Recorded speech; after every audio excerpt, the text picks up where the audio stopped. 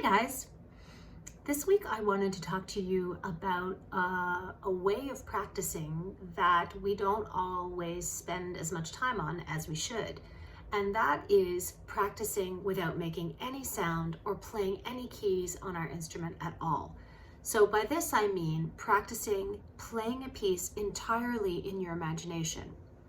You know, I've always been affected by a story that I heard by the Olympic silver medalist skater Elizabeth Manley. The night before she skated her medal winning program, she said she knew she had a good chance of winning because she was able to skate the whole program exactly how she wanted to in her head. And that as soon as she knew she could focus and concentrate on every little bit of it that she wanted to do in her head, she had a lot more ease in actually executing that physically when she went to do her skate the next day. So I think that there's a lot of interesting stuff to take from that.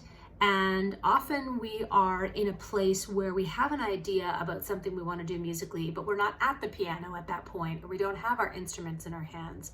And so sometimes we have to take a moment to go over something musically in our heads without making any sound at all.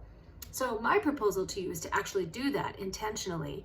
And I would suggest to you that you break your piece up into small sections, because I think you'll be surprised by actually how hard it is to just focus on imagining and playing a piece in your mind's ear.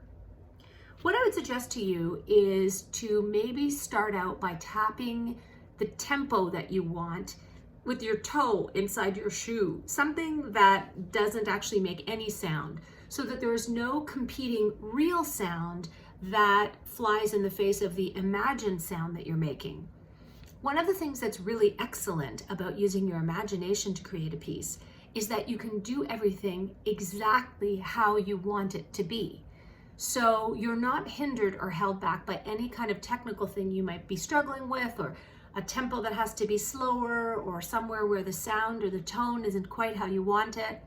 And what's funny about imagining a piece exactly how you want to play it is that sometimes once you go through the exercise of hearing it in your mind's ear, you are able to do it in real life with your physical instrument, your voice or your instrument. So I would say that I would like you to give that a try to see if you're able to do that. And really carte blanche in terms of all the choices you can make. You can do it at the absurdly fast tempo that you think the piece really comes alive at. You can show shocking variation in your dynamics, pianos you never thought you could even do because they might not be heard, fortes that just knock people's socks off. Really anything that you want that really to you sounds like the perfect edition, like the perfect recording of the piece, except done by you. And I think that you will be very surprised by what you hear. The other tip I want to give you is that if you're playing a piece that has accompaniment, like if you're playing a concerto or singing a song that has an intro of 8 bars, let's say, definitely play that whole intro on your inner ears tape so that you're prepared then to do your solo playing, or if it's not solo and it's a piano piece and you play the whole thing from the beginning, that's fine too, but don't cut out any section of the music, because what you're trying to do here is create the perfect performance for yourself.